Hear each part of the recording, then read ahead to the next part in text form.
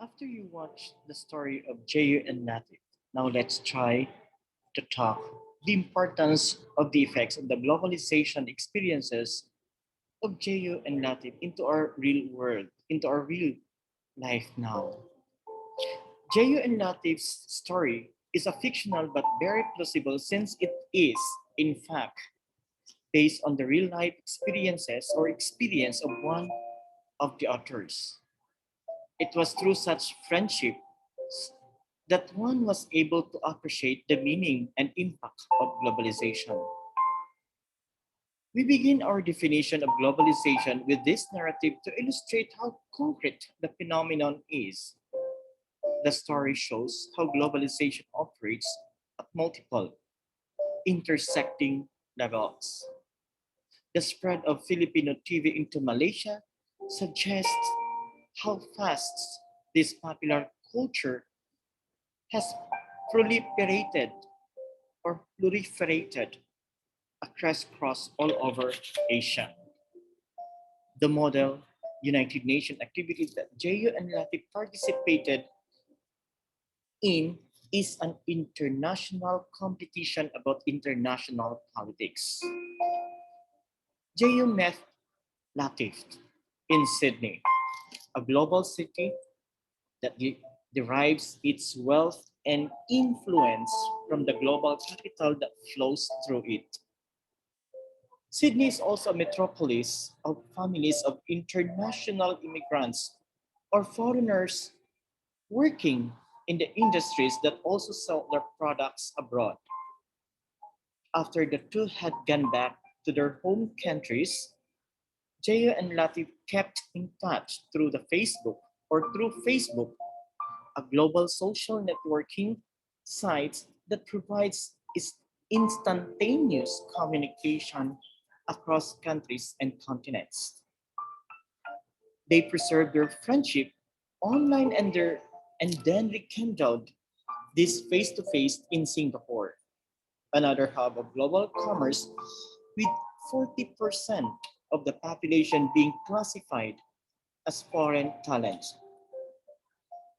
Our discussion should begin with this intuitive sense that something is happening and it is not affecting everyone in the same way.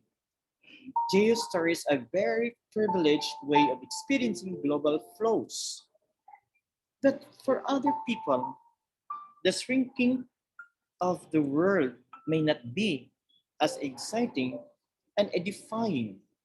For example, it is very common for young women in developing countries to be recruited in the internet as mail order brides.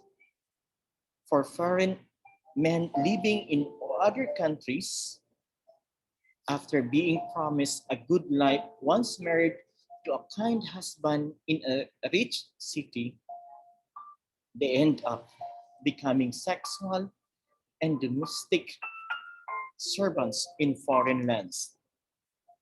Are you still going to find a new one? Are you still going to find a new husband in the other countries in order for you to have a good living in your own country here in the Philippines? Think million times. Do not think only for this day, but think what will happen to you if you'll become like the, the woman who keeps on sending or asking an opportunity to find a rich man. And at the end, you'll become a sexually and domestic servants in foreign lands. Some were even sold off by their husbands to gangs which run prostitutes rings in these cities. Like Geo or Geo, they too have experienced the shrinking of the world, albeit negatively. Governments that decide to welcome the foreign investments on the behalf that they provide jobs and capital for the country, offer public lands as factory or industrial sites. In the process, poor people living in these lands, also called urban poor communities, are being evicted by the government. The irony is that these people perceivably removed from their slums are also the labor force sought by foreign companies. They had to be kicked out of their homes and then told that they could take an hour or two of bus travel from their relocated communities back to the old home for minimum wage work. Because different people encounter globalization in a variety of ways, it is deemed useful to ask simple questions like, is globalization good or bad?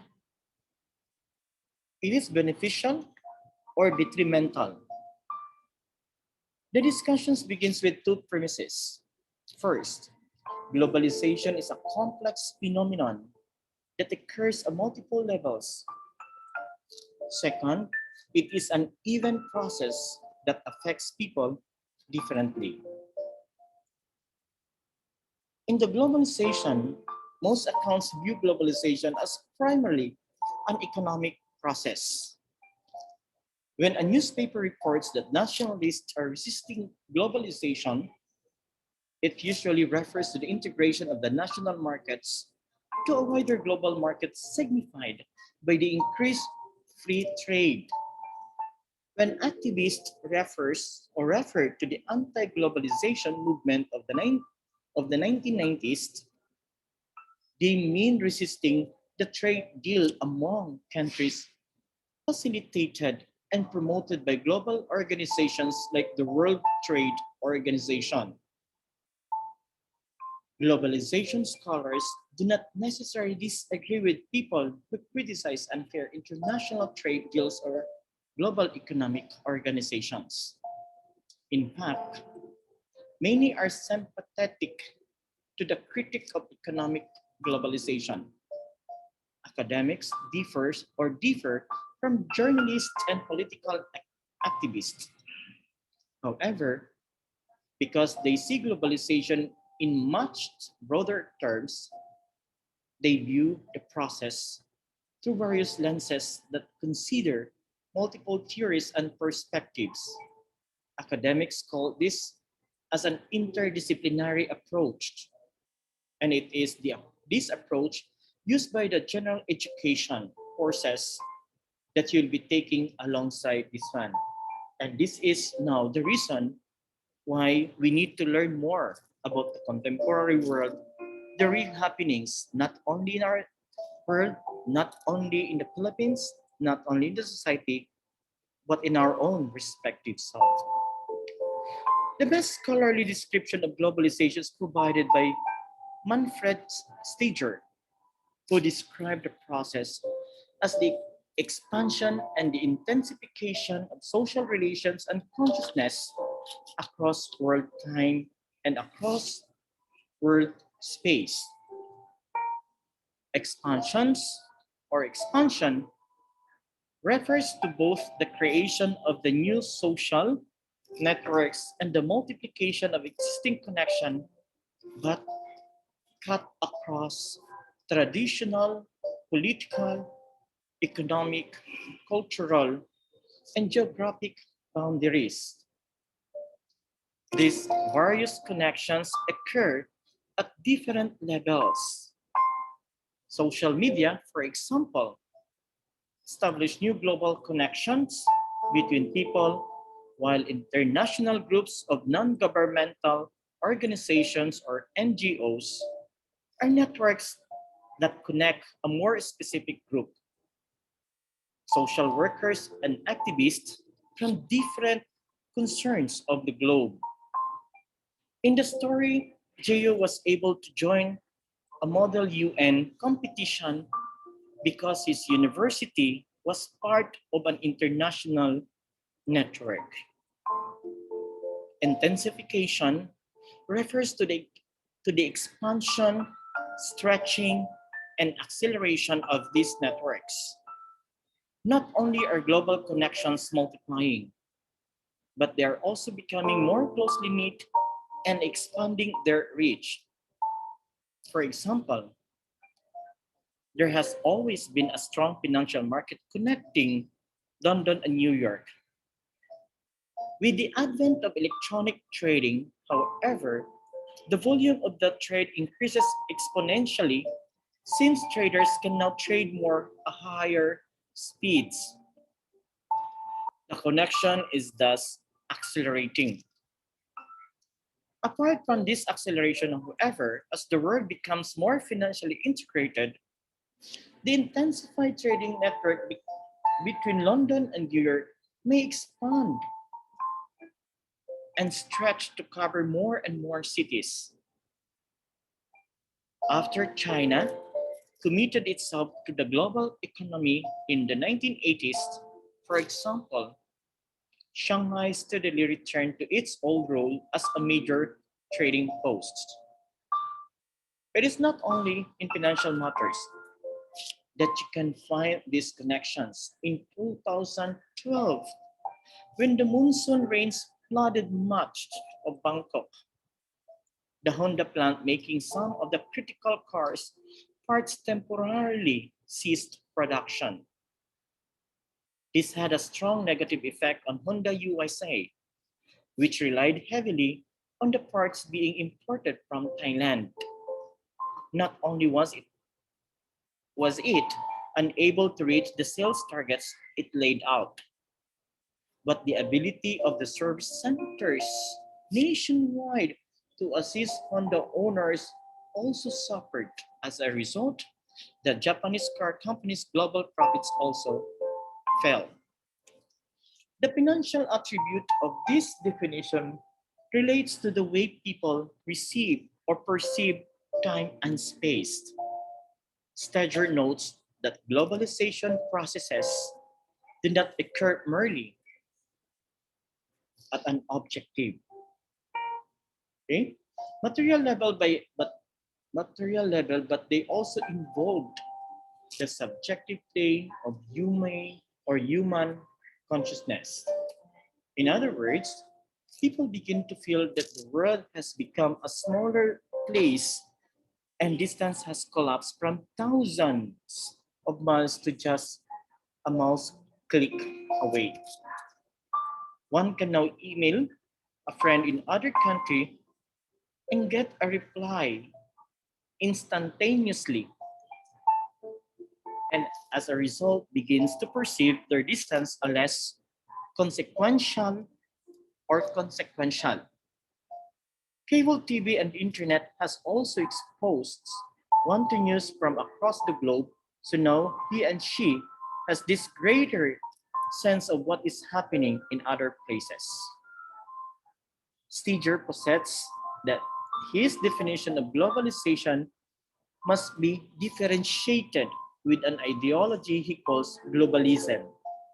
If globalization represents that many processes allow for the expansion and intensification of global connection, globalism is a widespread belief among powerful people that the global integration of economic markets is beneficial for everyone, since it spreads freedom and democracy across the world. It is a common belief forwarded in media and policy circles. In the next lesson, you will realize why it is problematic. See, problematic. Not only in this particular lesson, not only in this particular time, but even the world is facing a the great problems that need to solve it. And what about you? Have you tried to encounter a great turmoil in your life that you need someone or somebody to help you with? The same with the discussion, the same with the topic that we're going to talk with. We need someone also who is much knowledgeable than this particular people, that this particular person, in order to augment the scarcity in life. For now, what is crucial to note is that when activists and journalists criticize globalism or globalization rather, they are more often than not criticizing some manifestations of globalism. Often these criticisms are warranted Nevertheless, it is crucial to insist that globalization as a process refers to a larger phenomenon that cannot simply be reduced to the way in which global markets have been integrated. Nonetheless, globalization from the ground up, all this talk of large intersecting process may be confusing. Indeed, it may be hard to assess globalization or comment on it because it is so diffuse and almost fleeting. Some scholars have therefore found it simpler to avoid talking about globalization as a whole.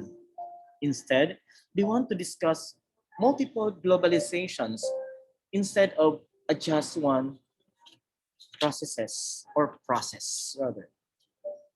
For anthropologists, Arjun Apadurai, different kinds of globalization occur on multiple and intersecting dimensions of integration that he calls scapes. An ethnoscapes, for example, he refers to the global movement of people, while a mediascape is about the flow of culture. A technoscape refers to the circulation of mechanical goods and software. A financescape denotes the global circulation of money. An idioscape is the realm where political ideas move around. Although they intersect, these various scapes have differing logics. There are thus distinct windows into the broader phenomenon of globalization. Apadurai's argument is simple. There are multiple globalizations. Hence, even one does not agree that globalization can be divided into five scapes.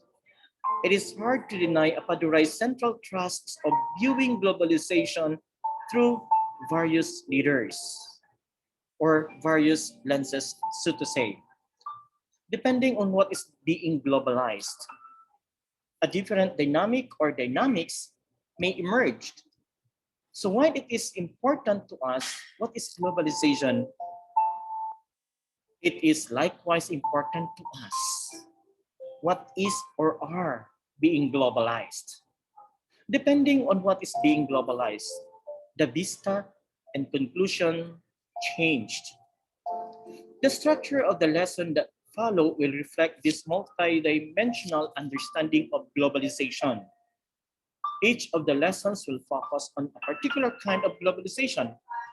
Every one of them will be about different networks and connections that are expanding and intensifying in the contemporary world. Now, in order for us to grow more, treat each lesson not as an end in itself, but as a window to the broader phenomenon of globalization. I challenge you now to go deep in your understanding about the suggestions of Apadurai, the five scapes. It's very important. I would like to emphasize one is the ethnoscape, two, mediascape, three, technoscapes, four, financescape, five, idioscape. If you really understand this particular scape that Apadurai trying to portray, now I challenge you to leave a comments and give a concrete examples based on your understanding about the five scapes that Apadurai is trying to emphasize. Thank you so much for being with me in this particular discussion. See you in the next discussion. Stay safe always. Bye for this session. God bless us all.